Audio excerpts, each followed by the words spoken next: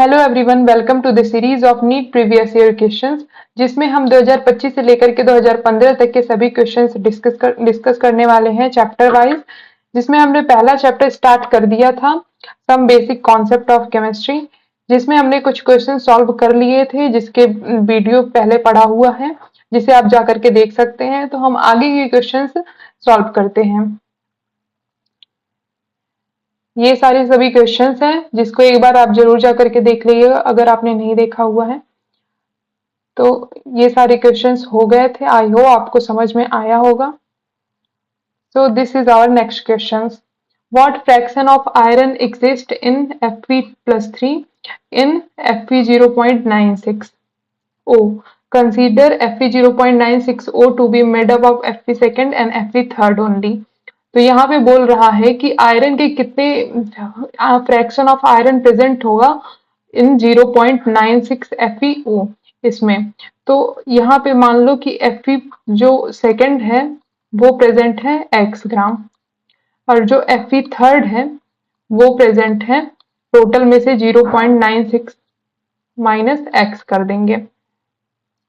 तो अभी देखो इस पे x है तो Fe+2 पे चार्ज कितना हो जाएगा 2x, और जो Fe+3 पे चार्ज कितना हो जाएगा 3 इंटू 0.96 माइनस x। तो टोटल चार्ज हमारे पास कितना आ गया, total charge is equal to, दोनों को ऐड कर देंगे 2x plus 3 into 0.96 minus x। अब देखो यहाँ पे आयरन जो होगा वो +2 में प्रेजेंट होगा, और जो ऑक्सीजन होगा वो -2 में प्रेजेंट होगा, क्योंकि ये तभी ये दोनों न्यूट्रल हो पाएंगे। टोटल चार्ज आयरन पे कितना प्रेजेंट है, Fe+2 +2 चार्ज प्रेजेंट है, is equal to 2x plus 3 into 0.96 minus x। ये हो गया। अब यहाँ से अगर हम x की वैल्यू निकालते हैं तो x इज इक्वल टू आ जाएगा 0.88। इतना हमारे पास Fe+2 प्रेजेंट है, लेकिन हमें क्या पूछा है Fe+3। तो Fe+3 निकालने के लिए x की वैल्यू हम 0.96 माइनस x में रख देंगे। तो Fe+3 is equal to 0.96 minus 0.88। ये हमारे पास कितना आ गया 0.08। इतना Fe+3 प्रेजेंट है। लेकिन अगर फ्रैक्शन में पूछा है तो फ्रैक्शन ऑफ Fe+3 आ जाएगा 0.08 डिवाइडेड बाई टोटल आयरन कितना प्रेजेंट है 0.96। ये आ जाएगा हमारा 1/12। कहीं ऑप्शन में है, option number B. So B is our correct option. Next question देखो, in 1 molar solution that contain 0.5 moles of solute there is, कितना सॉल्वेंट प्रेजेंट होगा, 5 ml या 500 ml या 500 ग्राम या 100 ml या 1000 ग्राम। तो सॉल्वेंट का अमाउंट पूछा है और हमें मोलैलिटी दी हुई है। तो हम जानते हैं मोलैलिटी का फॉर्मूला कि number of moles of solute present in 1 kilogram of solvent, the number of moles of solute divided by kilo amount of solvent in kilogram. कितना मोलल गिवन है 1 molal divided by is equal to 0.5 moles given है, और divided by amount of solvent. यहां से amount of solvent निकालेंगे तो आ जाएगा हमारा 0.5। ये आ जाएगा हमारा किलोग्राम में, पर किलोग्राम में ऐसा कुछ ऑप्शन नहीं है तो हम इसको ग्राम में चेंज कर लेंगे। इसमें हम मल्टीप्लाई कर देंगे 1000 से, तो ये आ जाएगा 500 ग्राम। तो ये कहीं पे ऑप्शन है, option number B is our correct option. Next question देखो, what mass of 95% pure calcium carbonate will be required to neutralize 50 ml 0.5 molar HCl solution according to the following reaction। ये रिएक्शन दी हुई है और पूछ रहा है कि हम जब कैल्शियम कार्बोनेट की रिएक्शन HCl से करवाते हैं तो कितना amount of calcium carbonate required होगा, इसका मास पूछा हुआ है। तो देखो हम सबसे पहले दोनों का मोल्स निकाल लेते हैं, तभी कुछ क्लियर होगा। तो सबसे पहले कैल्शियम कार्बोनेट का मोल्स निकालते हैं। तो कैल्शियम कार्बोनेट के मोल्स दिया हुआ 95% प्योर है, तो माना कि हमारे पास m ग्राम रहा होगा, m ग्राम, और ये 95% प्योर है तो m into 95 divided by 100 gram. और मोलर मास कितना होता है कैल्शियम कार्बोनेट का? कैल्शियम कार्बोनेट का molar mass is equal to 100 gram per mole होता है। तो यहां से अगर हम निकालेंगे तो मोल्स इज इक्वल टू आ जाएगा, गिवन मास कितना है, m इंटू 95 डिवाइडेड बाई 100, और हमारे पास कैल्शियम कार्बोनेट का मोलर मास 100 है, डिवाइडेड बाई 100 कर देंगे। अब HCl का देखो, HCl का हम निकाल लेते हैं कि 50 ml दिया है, 0.5 मोलर दिया है, तो यहाँ हम मोलैरिटी का फॉर्मूला निकाल रखते हैं। Molarity is equal to number of moles of solute present in 1 litre of solvent, तो solute divided by solvent, volume of solvent,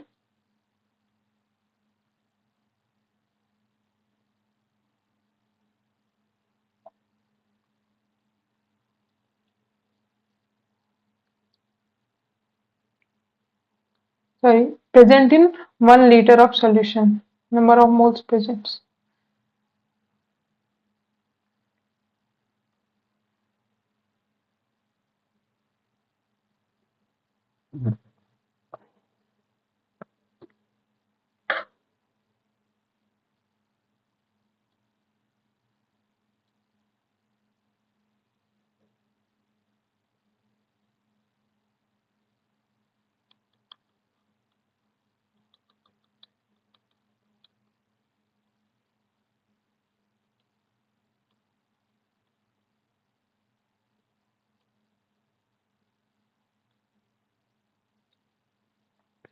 तो अब देखो HCl का निकालते हैं, तो HCl का दिया है 50 ml दिया है और 0.5 मोलर HCl दिया हुआ है। तो यहाँ पे मोलैरिटी का फॉर्मूला निकालते हैं, तो मोलैरिटी इज इक्वल टू क्या होता है, number of moles of solute present in 1 litre of solution. तो अगर मोलैरिटी ऑफ सोल्यूट, सोल्यूट की moles into 1000 divided by VmL, volume in ml, ये आ जाएगा। यहाँ पे 0.5 गिवन है मोलैरिटी, और n सोल्यूट हमें निकालना है, इंटू 1000 डिवाइडेड बाई 50 ml। यहाँ पे मोल्स कितने आ जाएंगे, सॉल्व करेंगे तो इसको 0.5 डिवाइडेड बाई 20, ये 20 बार में जाएगा ना, डिवाइडेड बाई 20, ये आ जाएगा 0.025, इतना हमारा आ गया दोनों का मोल्स। अब देखो यहाँ पे हम इक्वेशन में देख सकते हैं कि अगर हमें 2 मोल HCl का लग रहा है तो 1 मोल कैल्शियम कार्बोनेट का लग रहा है। तो इस तरीके से हम लोग लिख सकते हैं कि moles of HCl required is equal to 2 into moles of calcium carbonate, कि अगर हमें 2 HCl के मोल लग रहे हैं तो वहां पे कैल्शियम कार्बोनेट का 1 मोल लग रहा है। तो इन दोनों को अगर इक्वेशन को बराबर करना है तो हमें कैल्शियम कार्बोनेट के मोल्स में 2 का मल्टीप्लाई करना पड़ेगा। तो मोल्स ऑफ HCl रिक्वायर्ड, तो HCl का देखो हम निकाले हैं अभी अभी कि कितना जरूरत पड़ रही है, 0.025, तो 0.025 is equal to 2 into moles of calcium carbonate, moles of calcium carbonate का भी अभी निकाले हैं, m into 95 divided by 100 into 100। यहां से अगर हम m की वैल्यू निकालेंगे तो आ जाएगा 1.32 ग्राम। तो इतने gram of calcium carbonate will require to neutralise HCl। Okay, तो option number B is our correct option. Next question देखिए, an organic compound contains 78% by weight carbon and remaining percentage of hydrogen. The right option for the empirical formula of this compound, और atomic weight of carbon is 12, hydrogen is 1 दिया हुआ है। तो देखो, empirical formula निकालने के लिए हम सबसे पहले टेबल बनाते हैं। तो टेबल में क्या क्या होता है? पहला चीज होता है हमारे पास एलिमेंट, दूसरा चीज, पहला क्या होता है? एलिमेंट, दूसरा हमारे पास कितना परसेंटेज प्रेजेंट है दोनों का, फिर तीसरा नंबर ऑफ मोल्स, फिर रेशियो, फिर whole number ratio.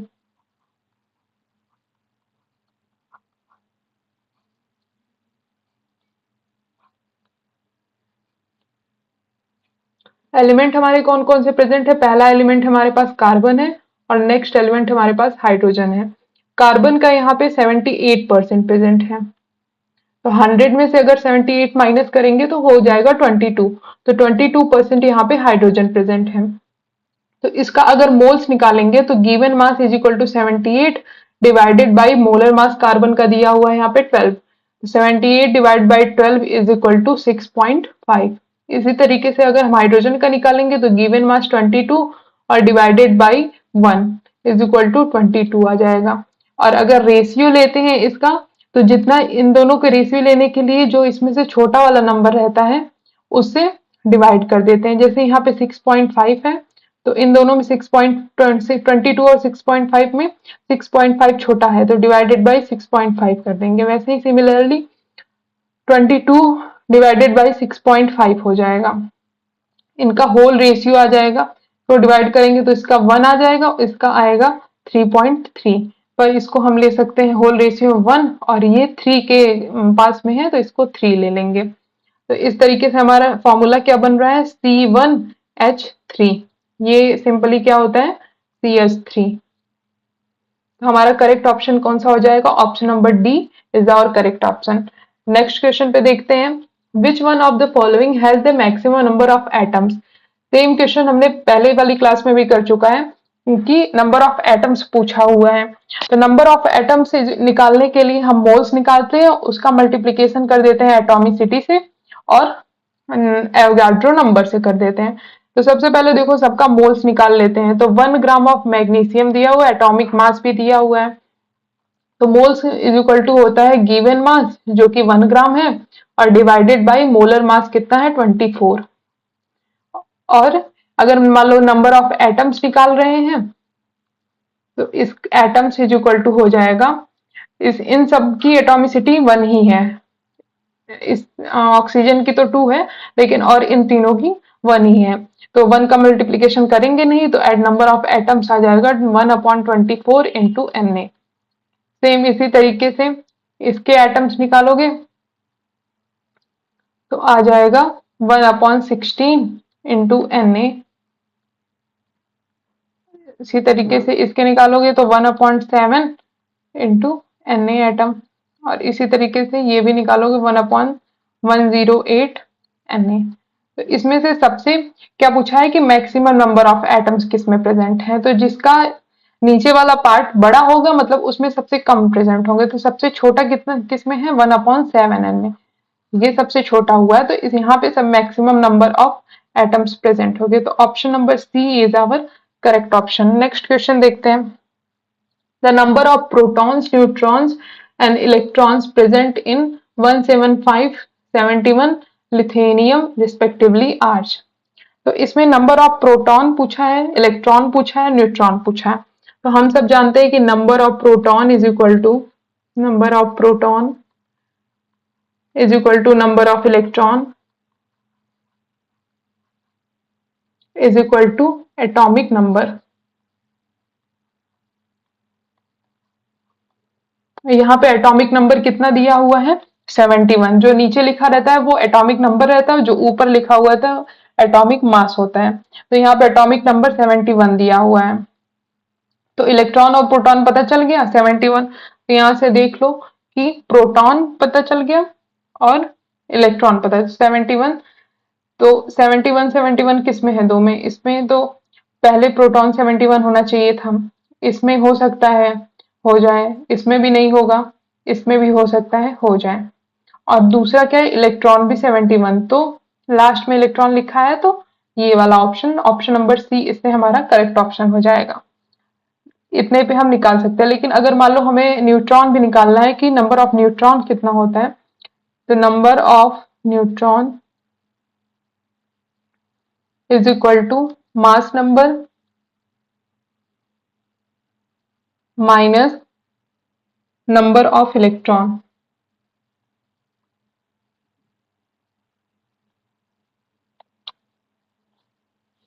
Sorry, number of proton, कुछ भी ले सकते हो, दोनों तो बराबर ही है। तो मास नंबर कितना है इसका, 175 माइनस 71, ये आ जाएगा 104। तो इससे हमारा correct option option number C हो जाएगा। अब नेक्स्ट क्वेश्चन देखते हैं कि number of moles of hydrogen molecule required to produce 20 moles of ammonia in Haber process. Haber process is very important process for your examination. इसको आप stoichiometric coefficient के साथ जरूर याद कर लीजिएगा। तो क्या होता है Haber process, N2 plus 3H2 ये जाता है अमोनिया में 2NH3।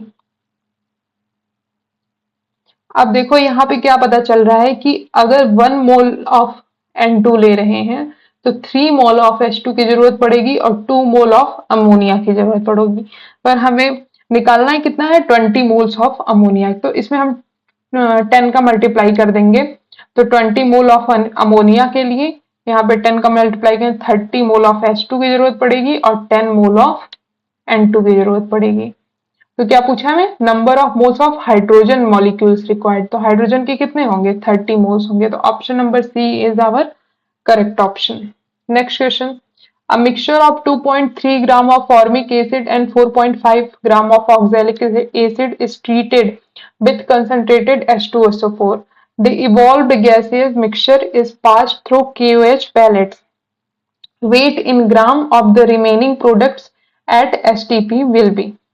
तो इसमें है कि सबसे पहले हमें फॉर्मिक एसिड का फॉर्मूला पता होना चाहिए। Formic acid is equal to HCOOH और ऑक्सैलिक एसिड का फॉर्मूला होता है COOH सिंगल बॉन्ड COOH, या इसको आप लिख सकते हैं C2H2O4, ये भी लिख सकते हैं।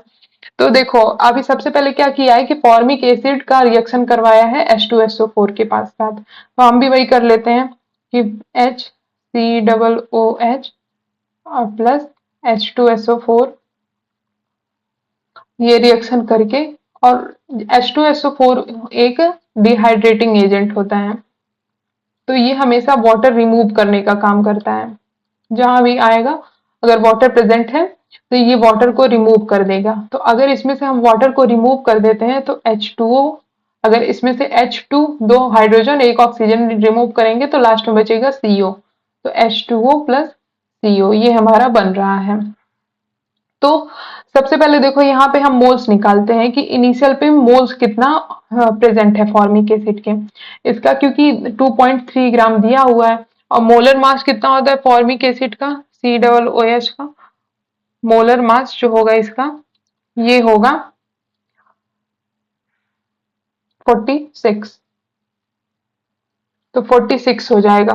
तो इसका मोल्स निकाल लेते हैं फॉर्मिक एसिड का। तो N is equal to 2.3 divided by 46, ये आ जाएगा 1/20। इतना इनिशियल अमाउंट प्रेजेंट था। तो इनिशियल टाइम पे ये 1/20 ऑफ फॉर्मिक एसिड प्रेजेंट है, तो ये दोनों कितना हो जाएगा 0 0। पर जब रिएक्शन कंप्लीट हो जाएगी तो एट इन फाइनल पॉइंट पे ये 0 हो जाएगा और ये भी 1/20 बनेगा और ये 1/20 बनेगा। सिमिलरली अगर हम ऑक्सैलिक एसिड का लिखते हैं C2H2O4, ये रिएक्शन हो रही है तो यहाँ पे H2SO4 से रिएक्शन होगी, तो यहाँ पे H2O बनेगा प्लस CO2 बनेगा प्लस CO बनेगा। यहाँ का इनिशियल अमाउंट निकालेंगे तो ऑक्सैलिक एसिड का कितना गिवन है, 4.5 ग्राम ऑक्सैलिक एसिड गिवन है। तो गिवन मास 4.5, मोलर मास ऑक्सैलिक एसिड का 90 होता है, 90 ये आ जाएगा 1/20, ये भी 1/20 आ गया। तो इनिशियल अमाउंट में ये तो 0 रहा होगा, ये भी 0, ये भी 0, और जब फाइनल रिएक्शन हो जाएगी तो यहाँ पे ये 0 बनेगा और ये अपॉन 1/20, ये भी 1/20, ये भी 1/20। अब इसमें पूछा है कि weight in gram of the remaining products, इसमें जो रिमेनिंग प्रोडक्ट होंगे उनके कितने ग्राम है सबको ऐड करके बताना है। तो हमें देखो जो यहाँ पे KOH पैलेट्स यूज किया जा रहा है वो क्या काम करेगा, वो जो यहाँ से कार्बन मोनोऑक्साइड निकल रहा है और इधर कार्बन मोनोऑक्साइड, इन्हें तो कुछ भी नहीं करेगा, पर ये जो कार्बन डाइऑक्साइड है इसके साथ ये रिएक्ट कर जाएगा और रिएक्ट करके इसको एब्जॉर्ब कर लेगा। तो और जो ये वाटर है इसको कौन एब्जॉर्ब कर लेगा, H2SO4 एब्जॉर्ब कर लेगा। तो हमारे पास क्या बच रहा है, बस CO बच रहा है, वो भी कितना, एक CO इधर बच रहा है, एक CO इधर बच रहा है और इसकी अमाउंट कितना है, 120 इसका है और 120 इसका है। तो इन दोनों को अगर हम ऐड कर देंगे रहे तो उतना हमारे पास final moles of CO product में बचे रहेंगे। तो कितना आ जाएगा CO, कितना मोल्स प्रेजेंट होगा CO का, 1/20 प्लस 1/20, तो ये आ जा रहा है हमारे पास 1/10, इतना मोल्स प्रेजेंट है। लेकिन अगर हमें पूछा जाए कि मास ऑफ CO कितना प्रेजेंट है, मास ऑफ CO, तो मास निकालने के लिए उसको मोल्स को मोलर मास से मल्टीप्लीकेशन कर देते हैं। तो moles is equal to mass of CO is equal to moles into molar mass. Moles कितना है 1/10 और CO का मोलर मास 28 होता है, ये आ जाएगा हमारे पास 2.8 gram. Option number C is our correct option. Next question देखिए, in which case the number of molecule of water maximum, 18 ml of water, 18 ml of water को अगर मोल्स निकाला जाए तो कैसे निकाला जाएगा, देखो इसमें डेंसिटी क्या होती है वाटर की, डेंसिटी 1 ग्राम पर मोल, वाटर की डेंसिटी हम सबको पता होती है। तो 18 ml ऑफ वाटर पूछ है तो इसकी density is equal to mass divided by volume, यहाँ से हम मास निकाल लेंगे D इंटू वी, तो D density 1 volume 18 is equal to 18 gram. अब यहाँ से अगर मोल्स निकालेंगे तो moles is equal to given mass 18 gram, molar mass water का 18 होता है, इज इक्वल टू 1 मोल, तो इसमें 1 मोल प्रेजेंट है। और 0.1 ग्राम ऑफ वाटर में कितने मोल्स प्रेजेंट होते हैं, तो गिवन मास 0.18, मोलर मास 18, ये आ जाएगा 0.01 मोल। थर्ड है 0.00224 litre of water vapours at 1 atm and 273 kelvin, मतलब एसटीपी की कंडीशन दी हुई है। तो यहां से अगर मोल्स निकालेंगे तो ये फॉर्मूला होता है कि गिवन वॉल्यूम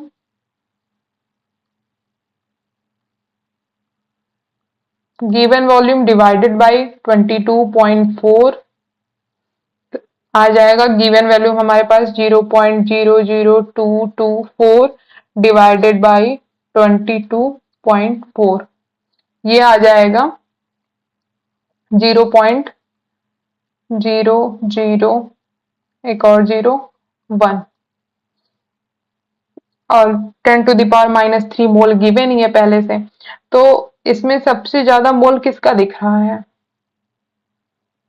इसका 18 लीटर ऑफ वाटर, तो नंबर ऑफ मॉलिक्यूल्स भी इसी में ज्यादा होंगे, तो option number A is equal to correct answer. Next question देखते हैं, which of the following is the dependent on temperature, तो हमें मोलैरिटी दी हुई है, मोल फ्रैक्शन दिया हुआ है, वेट परसेंटेज दिया हुआ है, मोलैलिटी दी हुई है। इसमें से पूछा है कि कौन सा टेम्परेचर पे डिपेंड करेगा, तो टेम्परेचर पे वही डिपेंड करेगा जिसमें वॉल्यूम का टर्म आएगा, क्योंकि वॉल्यूम भी टेम्परेचर से कम हो सकती है या बढ़ सकती है। तो मोलैलिटी देखो, मोलैरिटी क्या होता है कि नंबर ऑफ मोलैरिटी m से डिवाइड प्रदर्शित करते हैं, तो molarity is equal to moles of solute present in 1 litre of solution. तो इसी में आ गया हमारा कि वॉल्यूम टर्म आ गई, तो ये हमारा करेक्ट ऑप्शन हो जाएगा। लेकिन और भी देख लेते हैं, मोल फ्रैक्शन क्या होगा कि जैसे मान लो हम किसी का मोल फ्रैक्शन निकाल रहे हैं, ए का निकाल रहे हैं मोल फ्रैक्शन ऑफ, तो इसके moles of A divided by total moles. तो इसमें भी कहीं वॉल्यूम का नहीं आया। और देखो परसेंटेज वेट कितना होगा, तो परसेंटेज वेट W, इसमें भी नहीं कहीं आता है। और मोलैलिटी क्या होगा, molality number of moles of solute and solute divided by solvent का वेट। इसमें भी कहीं जो होगा वो वॉल्यूम का फ्रैक्शन नहीं आया। तो हमारा option number A is our correct option. Next question देखो, suppose the element x and y combine to form two compounds xy2 और x3y3।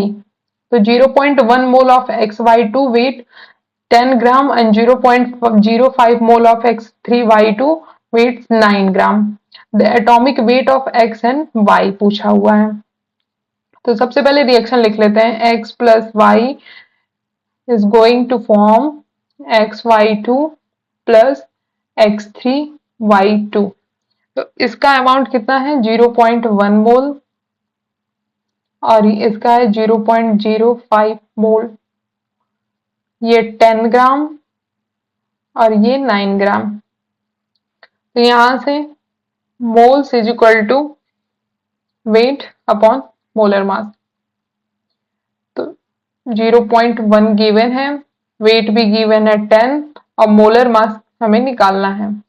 तो molar mass is equal to 100 gram per mole. Similarly इसका भी अगर molar mass निकालते हैं तो इसका मोलर मास आ जाएगा 180 ग्राम पर मोल। अब देखो यहाँ पे जो 100 ग्राम पर मोल आया है वो x, एक x का प्रेजेंट होगा और 2 y के प्रेजेंट होंगे। तो इसको हम लिख सकते हैं x plus 2y is equal to 100 gram. और यहाँ पे 3x plus 2y is equal to 180। तो इसको अगर हम दोनों इक्वेशन को, ये इक्वेशन नंबर 1 मान लेते हैं और ये इक्वेशन नंबर 2 मान लेते हैं, इन दोनों इक्वेशन को सॉल्व करके x की वैल्यू निकाल लेंगे तो उसे हमें पता चल जाएगा कि कितना कौन कौन सा एलिमेंट जो है वो प्रेजेंट है। तो x की वैल्यू मान लो निकालते हैं यहाँ से 100 माइनस 2y और इसको जाके यहाँ पे पुट कर देते हैं। तो 3 into 100 minus 2y plus 2y is equal to 180। तो 300 minus 6y plus 2y is equal to 180। तो यहां से y is equal to 120 divided by 4, ये आ जाएगा 30। और x का निकाल लेंगे, वायु की वैल्यू ले आकर के यहाँ पे रख देंगे तो 100 minus 2 into 30 is equal to 40। तो 40 और 30 कहीं ऑप्शन में है ये। This is our correct option. Next question देखो, number of water molecules is maximum in 1.8 gram of water, 18 gram of water, 18 moles of water, 18 molecules of water. तो इस type के हमने बहुत से क्वेश्चन कर चुके हैं, प्रीवियस लेक्चर में भी इस टाइप के हमने बहुत सारे क्वेश्चन कर चुके हैं। इसमें भी मैंने अभी ये क्वेश्चन सॉल्व किया। तो ये क्वेश्चन आप खुद से सॉल्व करिए और इसका जो आंसर होगा वो कमेंट सेक्शन में आप आंसर करिएगा। अब नेक्स्ट क्वेश्चन देखो, the Avogadro number Na is changed from 6.022 cross 10 to the power 23 moles inverse to 6.022 cross 10 to the power 20 mole inverse. This would change the mass of 1 mole of carbon, the ratio of chemical species to each other in a balanced equation, the ratio of element to each other in the compound, the definition of mass in the unit grams। ये 4 option दिए हुए हैं। देखो हम सब जानते हैं कि Avogadro number Na is equal to होता है 6.022 क्रॉस 10 टू द पावर 23। लेकिन ये चेंज हो रहा है, तो क्या चेंज कर देगा? तो मास ऑफ 1 मोल ऑफ कार्बन। तो 1 मोल में हम जानते हैं कि 1 मोल ऑफ कार्बन में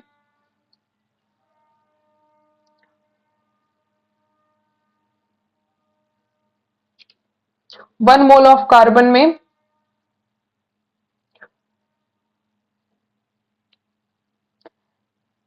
Na एटम और Na मॉलिक्यूल या कुछ भी एनीथिंग Na मॉलिक्यूल प्रेजेंट होते हैं। तो अगर हम अवोगाड्रो नंबर की वैल्यू को चेंज कर दे रहे हैं तो क्या चेंज होगा? 1 मोल ऑफ कार्बन चेंज हो जाएगा। तो option number A is our correct option. The mass of 1 mole of carbon ये हमारा चेंज हो जाएगा। ठीक, नेक्स्ट क्वेश्चन देखो। What is the mass of precipitate formed when 50 ml of 16.9% solution of AgNO3 is mixed with 50 ml of 5.8% of NaCl solution? यहाँ पे Ag का molar mass given है, नाइट्रोजन का गिवन है, ऑक्सीजन और सोडियम क्लोराइड का given है, सबका यहाँ पे गिवन है। तो सबसे पहले देखो हम रिएक्शन लिखते हैं कि AgNO3 प्लस NaCl ये हमारा फॉर्म कर रहा है AgCl plus Na plus plus Cl minus. तो हम अगर दोनों का मोल्स निकाल लेंगे तो उससे हमें वेट पता चल जाएगा कि कितना प्रेसिपिटेट फॉर्म्ड हो रहा है। तो सबसे पहले AgNO3 का अगर हम मोल निकालेंगे तो देखो यहाँ पे 50 ml और 5.8% प्रेजेंट है। तो 50 ml का 50 इंटू 5.8 डिवाइडेड बाई 100 ये आ जाएगा 8.45 ग्राम ऑफ AgNO3। और इसी तरीके से अगर NaCl का निकालेंगे तो 5.8 डिवाइडेड बाई 100 इंटू 50 ये आ जाएगा हमारे पास 2.9 ग्राम। यहां से हम दोनों का मोल्स निकाल लेते हैं।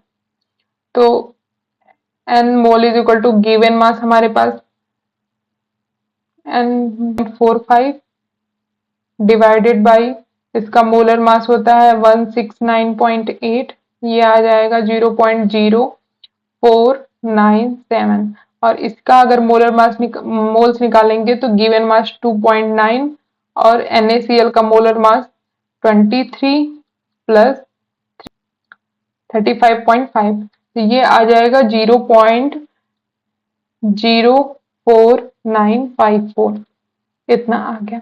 तो इसका भी 0.0495 है और इसका भी 0.0495 है। तो इन दोनों का अमाउंट लगभग सेम ही है। तो इसे देखो 1 मोल ऑफ AgNO3 से 1 मोल ऑफ NaCl रिएक्ट करके 1 मोल ऑफ AgCl फॉर्म कर रहा है। तो 0.0497 से 0.0495 ये रिएक्ट करके कितना 0.0495 ही बनाएगा। तो इसका अगर हम मास पूछा हुआ है कि कितना फॉर्म होगा तो अगर हम मास निकालते हैं इसका तो 0.0495 इंटू मोलर मास से इसके मल्टीप्लाई कर देंगे। तो इसका जो भी मोलर मास होगा उसको देख लेना, इसको मल्टीप्लाई करने के बाद आंसर आ जाएगा 7.02 gram. 7.02 gram 7 gram. Option number B is our correct option. Next question देखो। A mixture of gases contain H2O2 gases in the ratio of 1:4 or what is the molar ratio of two gases in a mixture? तो देखो H2 का कितना given है कि 1 ग्राम है, O2 कितना है 4 ग्राम है। तो दोनों का मोल्स निकालेंगे तो NH2 divided by NO2 is equal to इसका गिवन मास 1 मोलर मास 2 और इसका गिवन मास 4 मोलर मास 16 होता है। तो 16 इंटू 2 कर देंगे 32। तो इसको अगर सॉल्व करेंगे तो 1/2 इंटू इसको 1/8 8/1 आ जाएगा 4:1। तो correct option number D is our correct option.